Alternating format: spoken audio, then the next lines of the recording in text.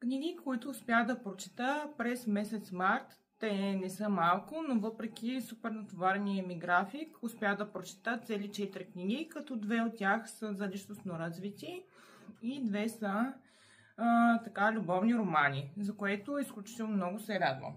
Нека да преминем към първата книга, която супер много иска да си взема, още когато излезна, защото авторката е известна тиктокърка, която следи от супер много отдавна, а именно на Антония Сарафова "Манифестирай без розови очила". Накратко за книгата: супер красива корица.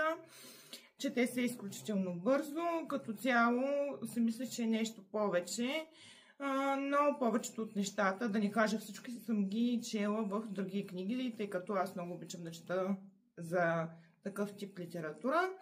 Въпреки всичко, ако се интересувате от манифестиране, още повече ако започвате сега, определено ви препоръчвам да започнете с тази книга, защото тук е събрано всичко на едно място и определено това е основата на манифестирането.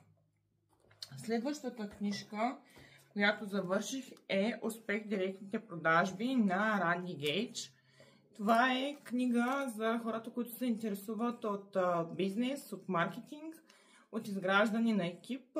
Супер полезна е. Всичко е събрано на едно място отново, като няма излишни неща. Виждате колко много отбележки имам, което означава, че супер много ми е харесала книгата и е с изключително висока стойност, така че горещо ви я препоръчвам.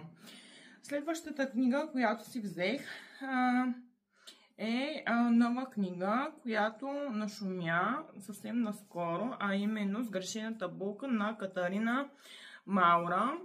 И причината, поради която си я вземах, е единствено заради красивата корица и невероятните порезки. Това е романтична книга, която се чете отново супер бързо.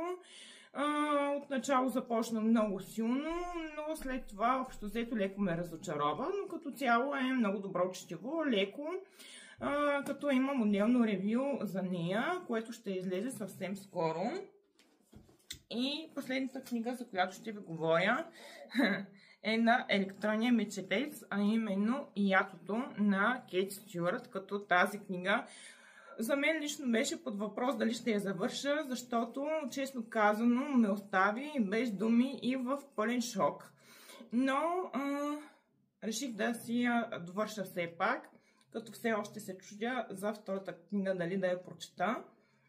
Но и за тази книга има книжно ревю, което ще излезе съвсем скоро.